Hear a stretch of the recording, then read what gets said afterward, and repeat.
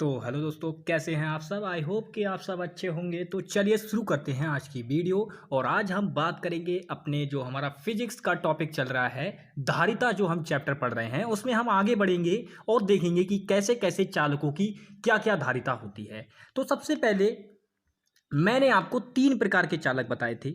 एक तो मैंने आपको ये छड़ वाला चालक बताया था, ठीक है। एक मैंने आपको छड़ वाला चालक बताया था, एक गोलीय चालक बताया था, और एक इस प्रकार का चालक बताया था। यानी कि कुल मिलाकर मैंने आपको तीन प्रकार के चालक बताए थे, जिनमें से हम आज पढ़ेंगे ये जो गोलीय चालक है। गोलीय चालक, इसका अध्ययन करेंगे कि इस पे धारिता कैसे करके क्या होती है। इसकी जो सी होती है धारिता, वो ज्ञात करना सीखेंगे गोले की। यानी कि सीधे सीधे आप बात समझ लीजिए कि गोलीय चालक की आज हम धारिता का सूत्र का निगमन करेंगे। गोलीय चालक के लिए धारिता के सूत्र का निगमन, सूत्र का निगमन निगमन करने से पहले इसको दोस्तों पहले समझ लेना बहुत जरूरी है, क्योंकि अगर बिना समझे हम कोई भी काम करेंगे तो वो गड़बड़ होना ही होना है। तो सबसे पहले देखिए दोस्तों, हमें क्या करना होगा, एक आर त्रिज्या का हम गोला लेते हैं। मान लो ये केंद्र है, ये मैंने आर दूरी खींची और इससे मैंने ये कोई गोला बना दिया ऐसे करके। थोड़ा परफेक्ट शेप में नहीं बना, यहाँ पे गड़बड़ हो गया, कोई बात नहीं, गोला दिख रहा है, बस उतना ही बहुत है। अब ये बीच ये क्या है, इतनी दूरी क्या है, इसकी आर दूरी है। यानी कि ये कोई गोला है जिसकी त्रिज्या आर है, ठीक है। अब इसको मैंने क्या किया, इसको मैंने क्यू आवेश दिया। क्यू आवेश इस पूरे गोले पे वितरित हो जाएगा ऐसे करके। यानी कि अगर मान लो इस पर मैंने पॉजिटिव आवेश दिया है, यानी कि प्लस धनावेश दिया है, तो कुछ इस प्रकार से इस पे बढ़ जाएगा, इस प्रकार से बढ़ जाएगा, प्लस प्लस प्लस ऐसे करके बढ़ जाएगा इस पे, ठीक है। यानी कि ये इस पे आवेश वितरण हो गया, ठीक है। अब देखो, ये चूंकि एक गोलीय चालक है। कैसा चालक है, गोलीय चालक है, यानी कि गोला है, ठीक है। तो अब इस पर मैंने ये क्यू आवेश दिया तो ये इस प्रकार से बढ़ गया। अब ये आर त्रिज्या का है, हमसे बोल रहा है कि इसकी धारिता बताओ भाई, धारिता बताओ। तो अब देखिए, मैं इसकी पूरी लैंग्वेज तो नहीं लिखने वाला कि मैं लिखूंगा कि माना हमने आर त्रिज्या का एक गोला बनाया जिसको हम क्यू आवेश देते हैं तो उसके विभव बी में वृद्धि होने लगती है, तो ये ऐसे करके मैं इसकी लैंग्वेज नहीं लिखने वाला। मैं केवल आपको जो चीज़ें बता रहा हूँ बस वो समझो। सबसे पहली बात है, इसमें हम आर त्रिज्या का गोला लेते हैं। सबसे पहली बात तो यही है कि आर त्रिज्या का हम क्या लेंगे, इसमें गोला लेंगे, आर त्रिज्या का गोला, ठीक है। आर त्रिज्या का गोला लिया जाता है। मैं इसमें पॉइंट करके बात लिख देता हूं ताकि आपको लैंग्वेज लिखने में कोई प्रॉब्लम ना आए, ठीक है। आर त्रिज्या का एक गोला होता है जिसको हम क्या करते हैं, क्यू आवेश दिया जाता है। क्या होता है, क्यू आवेश दिया जाता है, क्यू आवेश दिया जाता है। अब ये आर त्रिज्या के गोले को जब हम क्यू आवेश देंगे तो वो क्यू आवेश गोले पर बढ़ जाएगा, यानी कि गोले पर बढ़ जाएगा पूरा क्यू आवेश। तो क्यू आवेश जब बटेगा, जब क्यू आवेश ये धारण करेगा, ये गोलीय चालक है, ये क्यू आवेश को धारण ही तो करेगा। ये देखो, इसने धारण कर रखा है यहाँ पे, तो ये धारण कर रहा है, तो ये धारण करने की जो क्षमता है इसकी, वो क्या है। तो सबसे पहले समझो वो क्या है, क्षमता ही तो हमें निकालनी है। यानी कि देखिए, गोलीय आवेश, अब देखिए क्योंकि हमें विभव, अब पहले देखिए, हम एक बात बताओ, हमने एक बात पढ़ी थी कल कल हमने क्या पढ़ा था कि जब हम किसी भी चालक को क्यू आवेश देते हैं तो उसके विभव में वृद्धि हो जाती है। यानी कि क्यू, जो जब हम क्यू बढ़ाते हैं तो सीधी बात है आवेश में वृद्धि हो जाती है। तो क्यू बराबर फार्मूला हमारा क्या बना था, सी वी फार्मूला बना था, ये फार्मूला बना था ना। यहाँ पे ये जो बी है, बी, ये बी का एक फार्मूला होता है, वो याद रखना। एकांक बिंदु आवेश के कारण उत्पन्न वैद्युत विभव, बिंदु आवेश के कारण उत्पन्न वैद्युत विभव यहाँ पे आप लगाओगे तो वो क्या फार्मूला होता है दोस्तों, जल्दी से बताओ, क्योंकि उसी की यहाँ पे जरूरत है। तो वो फार्मूला आपका होता है विभव का होता है 1/4 पाई अपसालन नाट के क्यू अपान आर। ये फॉर्मूला आपको लगाना है, बस आपका काम हो जाएगा। लेकिन उससे पहले समझो, इस गोलीय चालक की धारिता निकालनी है हमें। तो गोलीय चालक के लिए धारिता का सूत्र बनाओगे पहले C बराबर क्यू अपॉन बी से।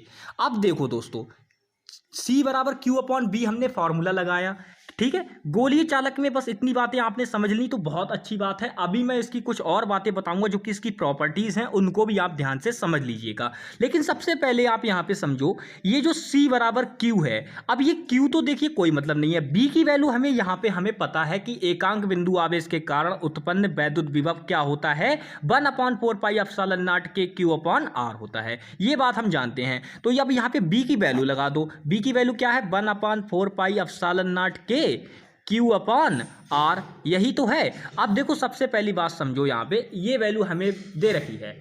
अब मेन बात ये है, अगर मैं देखूं तो इनकी गुणा हो जाएगी, यानी कि C बराबर Q/4πε0 के, और ऊपर हो जाएगा आपका Q, ठीक है। और ये देखो यहाँ पे R, ये हो जाएगा कुल मिलाकर ऐसे करके। अब सबसे पहली बात ये देखो, जब हम इन्हें ऊपर ले जाएंगे तो ये क्या होगा, जब हम इन्हें ऊपर ले जाएंगे दोस्तों तो होगा ये कि ये ऐसे करके हो जाएगा, Q ये है, ठीक है, और 4πε0 के R अपॉन में Q आ जाएगा। यही तो बनेगा, यही तो चेंज हो जाएगा आपका, बदल के यही तो आ जाएगा जब पलटोगे आप इस भिन्न को। अरे यार, ये वाली जो भिन्न है, ये वाली, इसको पलट देना है। ये Q को नीचे ले आओगे, इसको ऊपर ले जाओगे, तो देखो यही होगा। तो ये Q से Q कट जाएगा, तो C बराबर फार्मूला क्या बचेगा आपका, 4πε0 के R। ये आपकी आ गई किसकी, गोलीय चालक की धारिता। किसकी आ गई दोस्तों, गोलीय चालक की धारिता आ गई आपकी। C बराबर 4πε0 के R। अब इस फॉर्मूले को बहुत याद रखना है, क्योंकि भैया ये मोस्ट इंपॉर्टेंट फार्मूला है। कैसा फार्मूला है, मोस्ट इंपॉर्टेंट फार्मूला है ये, तो इसको याद रखना, ठीक है। अब सबसे पहले इसकी बातें समझ लो कि गोलीय जो चालक होता है उसकी धारिता को प्रभावित कैसे किया जाता है, मतलब क्या क्या कारक होते हैं। अब एक बात और समझो, दो बातें समझाऊंगा, ये बातें अपने दिमाग में बिठा लेना। सबसे पहली बात, आपने देखा होगा 1/4πε0 की वैल्यू, ये ε0 की वैल्यू ये क्या होती है, कितनी होती है, अच्छा मुझे बताओ।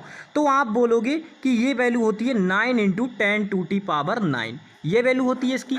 अगर वहीं मैं आपसे पूछ लूं कि 4πε0 की वैल्यू क्या होगी, क्योंकि इस सूत्र में हमें देखो, इस सूत्र में हमें 4πε0 की वैल्यू चाहिए, के तो माध्यम का परावैद्युतांक हो जाएगा। अभी मैं बताऊंगा कि इस सूत्र में क्या क्या चीज़ें दे रखी हैं, लेकिन सबसे पहले ये समझो कि 4πε0 की वैल्यू क्या हो जाएगी। अरे यार, तो क्या किया है हमने, देखो इस 4πε0 को इधर उठा के ले गए, यानी कि ऊपर नीचे कर दिया ना, तो इसको भी ऊपर नीचे कर दो। अगर इसके बटे 1 मान लोगे तो जब तुमने इसको पलटा तो इसको भी पलट दो, तो 1/9 × 10⁹, यानी कि 4πε0 की जगह आप कौन सी वैल्यू इस्तेमाल करोगे, 1/9 × 10⁹ वैल्यू यूज करोगे, ठीक है। अब इसके बाद बात करते हैं C बराबर, जो आपका फॉर्मूला आया है 4πε0 के R, इसमें ये चीजें क्या क्या हैं। तो सबसे पहले मैं बता दूं, ये दोस्तों जो C है, ये है आपकी गोलीय चालक की धारिता। क्या है, गोलीय चालक की धारिता है, गोलीय चालक की धारिता है, ठीक है। राइटिंग से कॉम्प्रोमाइज कर लिया करो, ठीक है। ये क्या है, गोलीय चालक की धारिता है। अब ये 4πε0, अब देखो सबसे पहले ε0 को तो आप अच्छी तरीके से जानते हो, ये क्या होती है, निर्वात की वैद्युतशीलता होती है।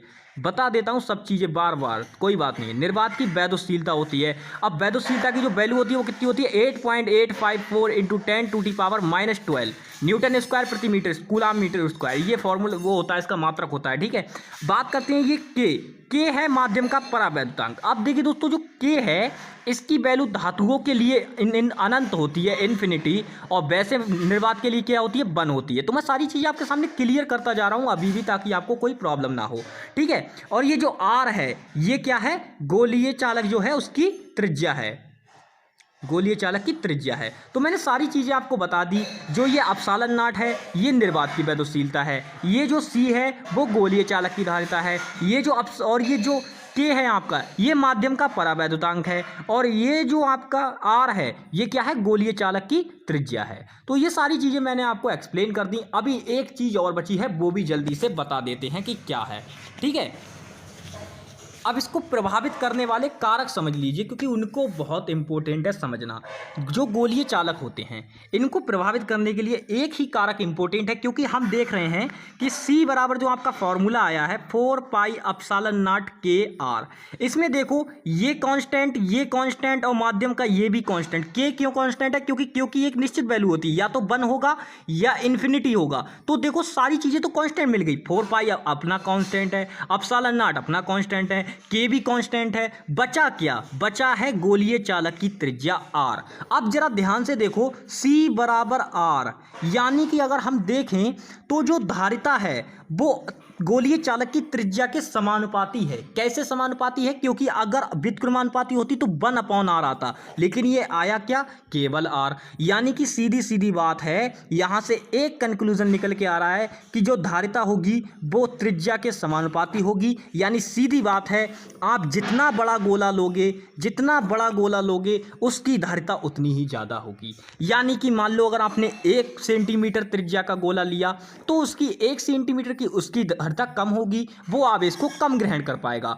अगर आपने 2 सेंटीमीटर का लिया तो इस 1 सेंटीमीटर वाले से इसकी ज़्यादा धारिता होगी। अगर आपने 1 मीटर का गोला ले लिया, मान लो 1 मीटर का गोला ले लिया, तो उसकी धारिता बहुत ज़्यादा हो जाएगी। समझे दोस्तों? तो आई होप कि आपको आज की वीडियो समझ में आई होगी और इसमें गोलीय चालक हमने कंप्लीट कर लिया है। नेक्स्ट वीडियो में हम संधारित्र पढ़ेंगे, वो भी समांतर प्लेटों के लिए। समांतर प्लेटों के लिए हम सूत्र का निगमन करेंगे कि कैसे कैसे क्या होता है, सारी चीजें आपके सामने एक्सप्लेन होंगी। तो चलिए दोस्तों, मिलेंगे नेक्स्ट वीडियो में, तब तक के लिए bye bye, take care and जय हिंद दोस्तों। उसके लिए देखो दोस्तों, 2 कंडीशन है। संधारित्र जो समांतर प्लेटों वाले होता है उसमें 2 कंडीशन होंगी। एक तो जो उसमें परावैद्युतांक जो होगा वो आंशिक रूप से भरा होगा, एक में पूर्ण रूप से भरा होगा। तो दोनों कंडीशन के लिए अलग अलग फॉर्मूला होता है, दोनों का अलग अलग फॉर्मूला निगमन करेंगे ताकि आपको आराम से समझ में आए अच्छे से।